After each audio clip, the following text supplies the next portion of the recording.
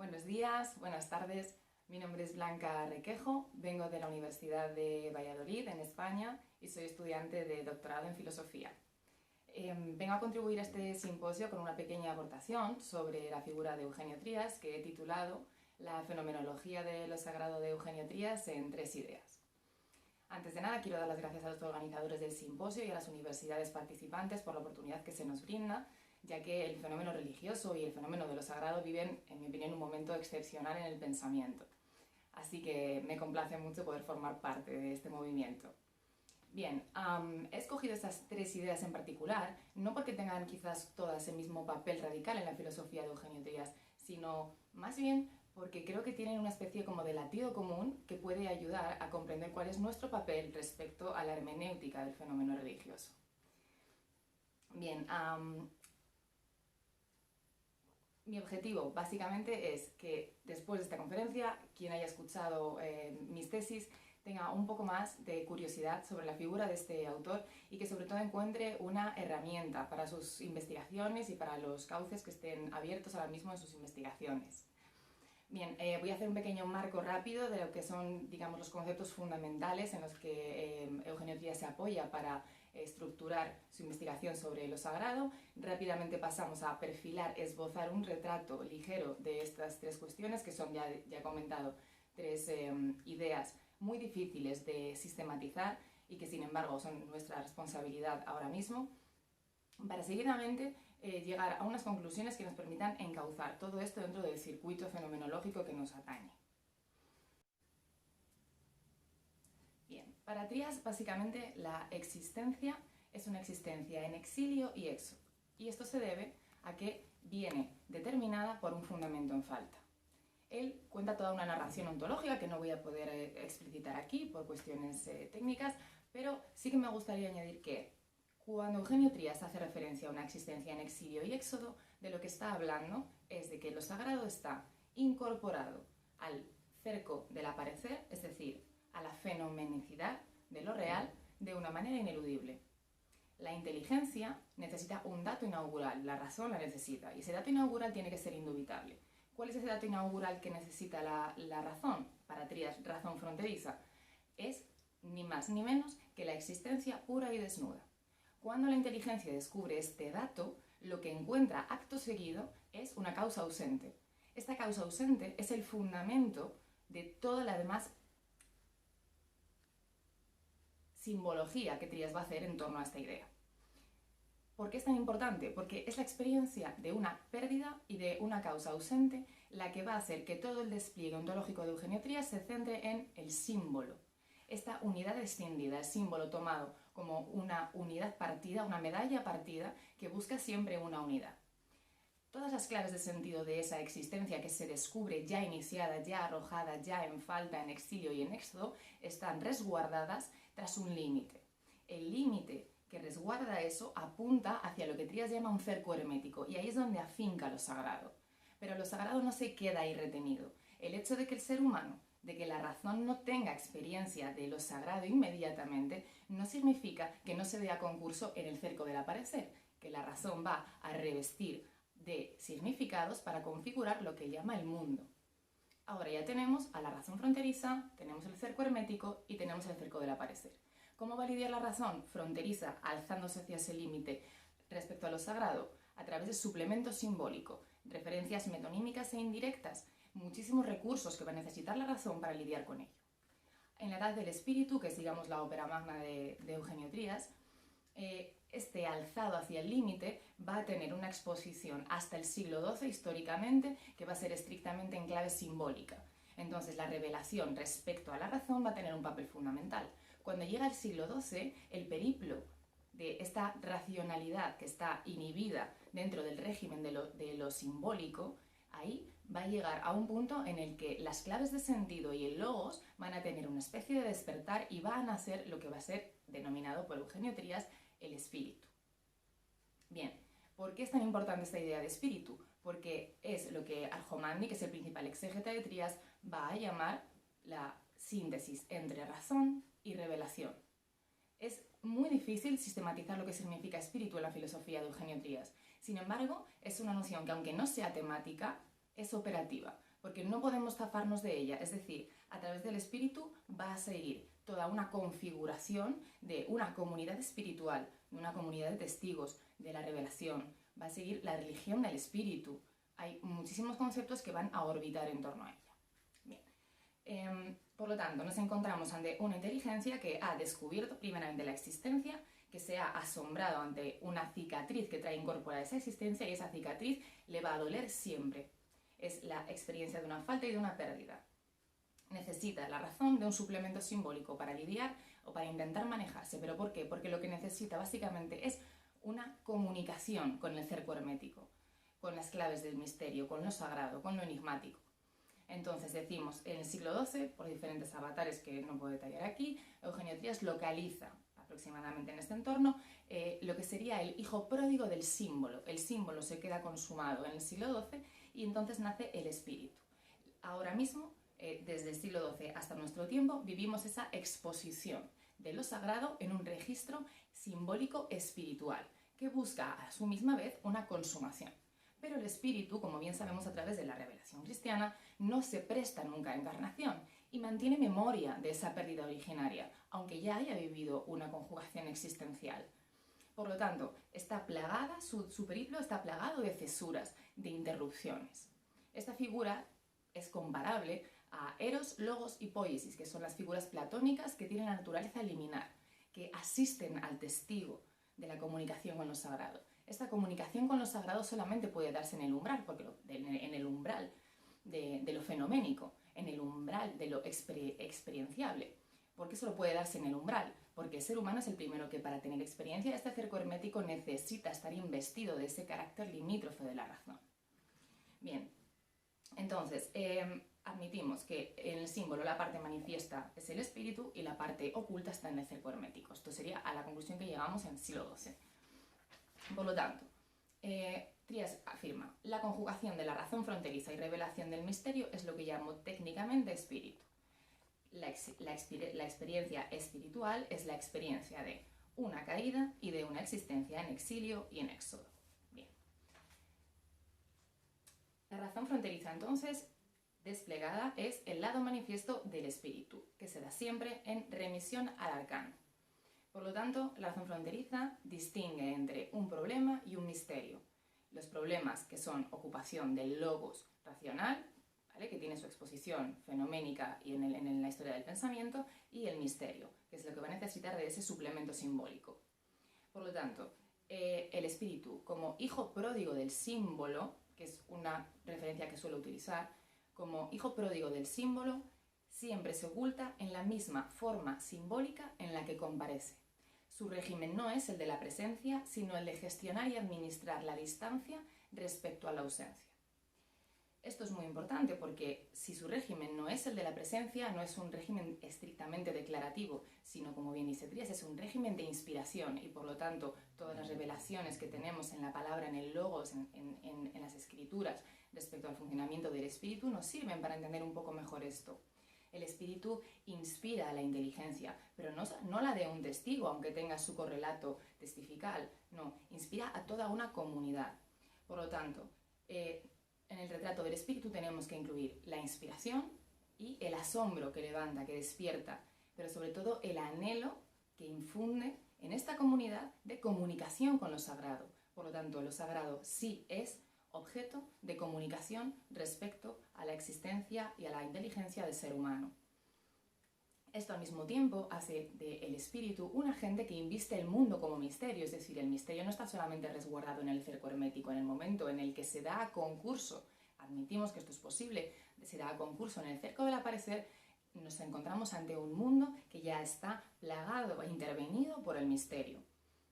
Bien, entonces, si ahora mismo aceptamos esa parábola del hijo pródigo del símbolo, nos quedamos con una idea, y es que siempre va a haber algo en el regreso del hijo pródigo que nos descuadre. Todos los que conocemos la parábola, hay algo en ese regreso que no llegamos a encajar del todo. Hay figuras, hay momentos en la parábola que no nos terminan de encajar. ¿Por qué? Bien, en mi opinión, y ahí es donde creo que se repite esta experiencia de la pérdida, ese algo anómalo es el perdón.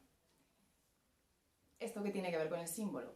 ¿Y qué tiene que ver con el espíritu? El espíritu, en cuanto se instala en el cerco del aparecer, lo primero que hace es una promesa de reconciliación, una promesa de reunificación de esa parte escindida del símbolo con esa parte manifiesta. Por lo tanto, el hijo pródigo del símbolo viene a decir, sí, existe ese momento de reconciliación y es hacia el que caminamos. Ahora veremos en qué régimen, porque no todo lo que se da, como bien veremos en otros exegetas contemporáneos, no todo lo que se da aparece. A lo mejor sí todo lo que aparece se da, pero no todo lo que se da aparece, al menos no en ese régimen. Bien. Esto del mismo tiempo, ¿en qué régimen se da el espíritu? Habíamos hablado de 3 ideas. Tenemos la primera, que es el espíritu, en el régimen del acontecimiento. Toda la existencia es entendida como acontecimiento en el programa de Eugenio Trías. Más específicamente, la época en la que nos encontramos instalados, hemos dicho que es un acontecimiento espiritual racional y por lo tanto nos compete conjugar esas 2 partes del símbolo. Sin embargo, está constantemente intervenida esta experiencia del acontecimiento por un montón de pérdidas y de cesuras que están interrumpiendo nuestra comunicación con lo sagrado y esa conjunción tan anhelada. Bien. Dice Lyotard que el deseo es la decepción del augur.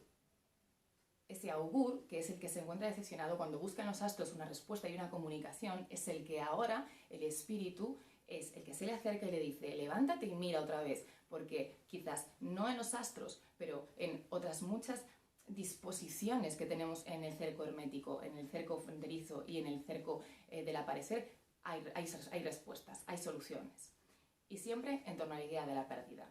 El acontecimiento en Eugenio Trías es, por lo tanto, acontecimiento simbólico. Siempre está destinado a la reunificación, pero lo más importante y que creo que deberíamos incorporar a la noción contemporánea de acontecimiento es el principio de variación.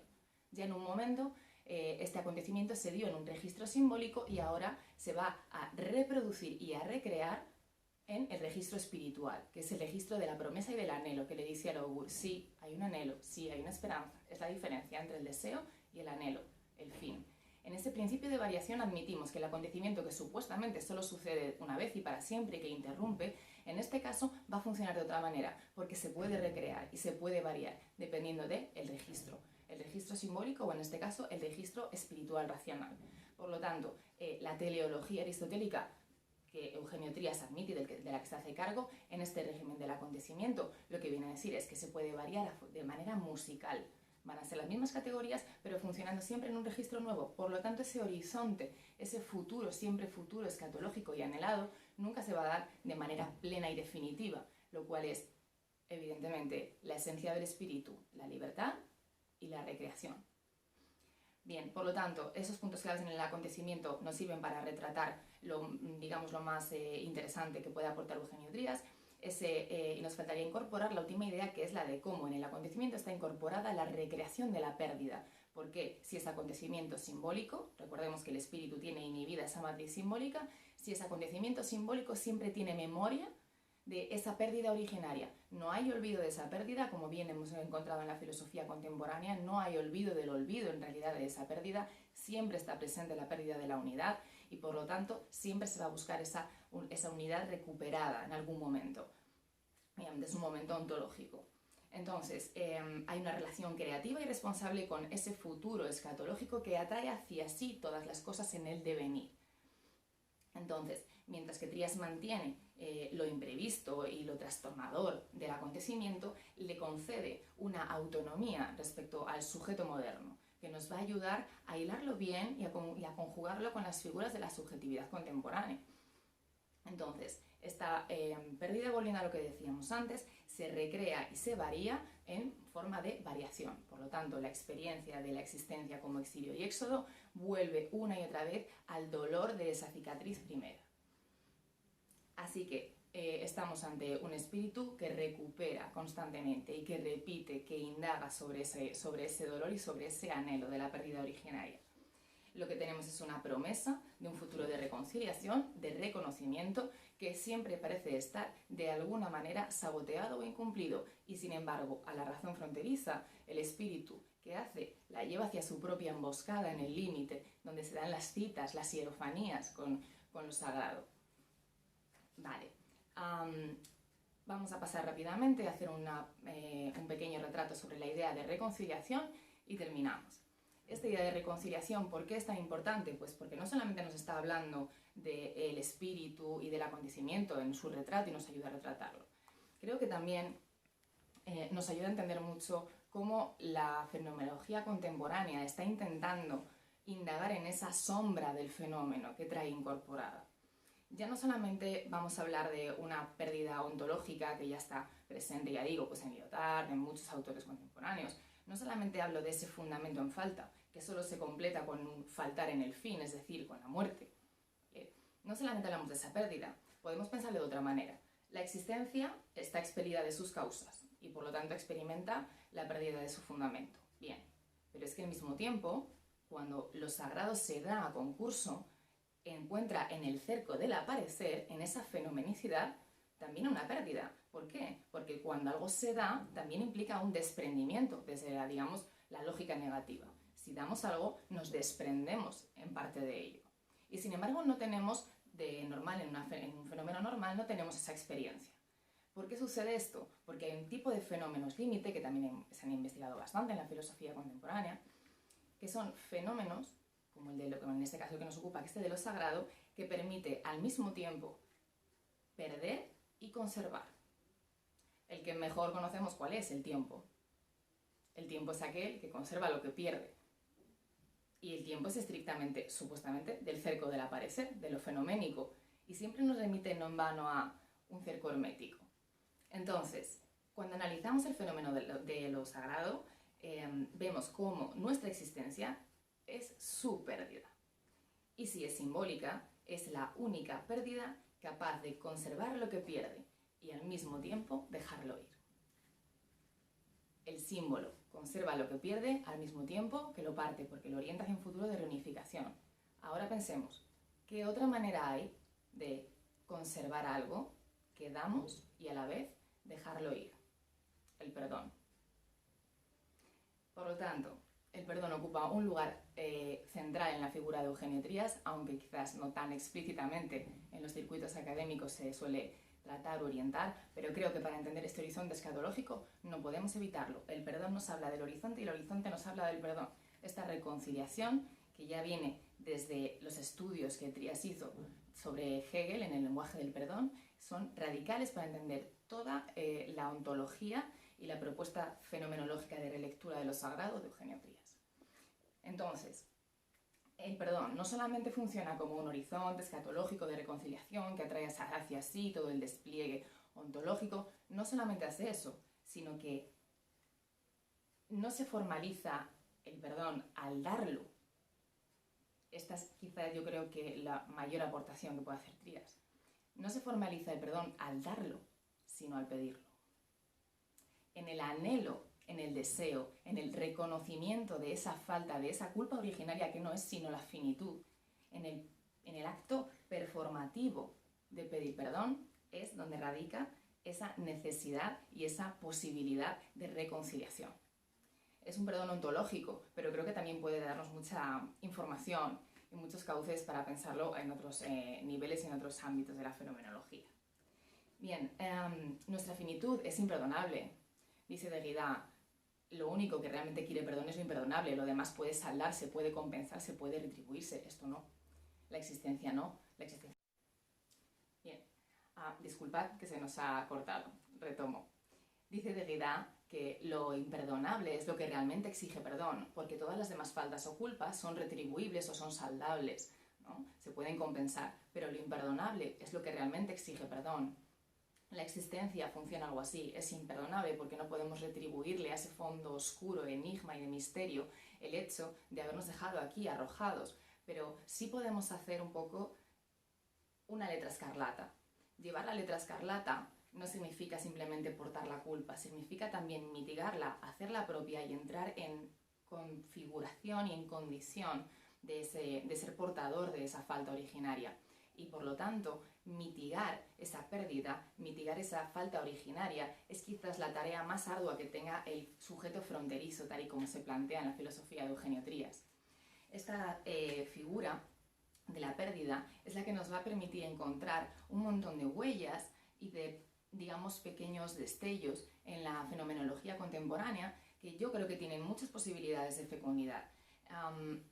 Básicamente, quiero concluir estas pequeñas reflexiones, estas pinceladas, recordando que en mi trabajo de fin de carrera defendí el valor heurístico de la edad del espíritus, que era el telos, el fin de todo esto. Defendí su valor heurístico, pero creo que también es extensible a las demás categorías. Ahora quisiera añadir que no solamente defiendo el valor heurístico de estas categorías, sino que sobre todo quiero defender su poder de convocatoria y su poder de inspiración, que es lo suyo, del espíritu. Este poder de convocatoria siempre se va a dar en el umbral, por lo tanto son más que bienvenidas todas esas reflexiones que nos inviten desde la ética, desde la estética, a reencontrarnos con ese fondo de enigma y con esa especie de restauración de un orden que nunca llega. El símbolo va a estar siempre ahí para administrar esa distancia entre lo que se da y lo que se muestra, para administrar al fin y al cabo no otra cosa más que la generosidad del fenómeno. Enumero algunos escenarios básicos simplemente para que puedan ver cuáles son las posibilidades que encuentro en las propuestas contemporáneas. Por ejemplo, encontramos en Sponville muy presente la idea de la desesperanza y de la religiosidad sin Dios. Trias, precisamente, de forma un poco paradójica, habla de lo contrario, de secularizar la razón, que está ahora mismo jugando casi un papel en la ciencia y en la técnica, que serían sus expresiones más representativas, un papel casi de lo sagrado, y dice, no, secularicemos la razón, vamos a repensar esto. Sería muy interesante, yo diría casi divertido, poner en diálogo a estos dos autores. Bien, quizás uno de los autores con los que más siento esta especie de tensión o de atracción es entre Eugenio Trías y Jean-Louis Chrétien, porque en su libro Lo inolvidable y lo inesperado no está hablando de otra cosa más que de esta cuestión de la pérdida. Así que a quien le interese, yo le diría que sería un buen lugar por el que comenzar. Al fin y al cabo, también tenemos estas figuras de la pérdida, que son las figuras negativas muy presentes en la fenomenología de Levinas, cuando habla de la viuda, el huérfano y el extranjero, que son figuras del que ha perdido algo, y cómo gestiona y lidia y cómo identifica y se hace cargo de esa condición de la pérdida. Bien, otra idea muy interesante que además he visto que está presente en el programa es la de la plegaria. La plegaria es la que se da en el umbral, la que testifica o ratifica esa capacidad de comunicación con lo sagrado. Si no fuese posible la comunicación de lo sagrado, ¿qué significa la plegaria? ¿Qué función tiene? Entonces, certifica esa capacidad de comunicación y algo más. Tengo muchas ganas de oír esa conferencia. En fin, también Gabriel Marcel, presentó la diferencia entre un misterio y un problema, que luego más adelante encontraremos en otros autores como Jean-Luc Marion o Alain Badiou. Yo creo que estos autores son los que mejor representan para la filosofía contemporánea la cuestión del sujeto. Ellos se hacen cargo muy bien de esta cuestión de cómo el acontecimiento inviste a este sujeto contemporáneo, y creo que en el sujeto fronterizo de Trías tienen un campo magnífico donde fecundar todas sus posibilidades. Así que bueno, pues no me quedo más que despedirme, darles las gracias por haberme ayudado al final pues a sistematizar todo esto que siempre anda flotando, circulando por las investigaciones que tenemos. Les invito a que nos ayuden a que el fenómeno de lo religioso y de lo sagrado encuentre en muchos y diferentes modelos de racionalidad su lugar, y que nos ayude también a pensar no solamente lo sagrado, sino lo profano.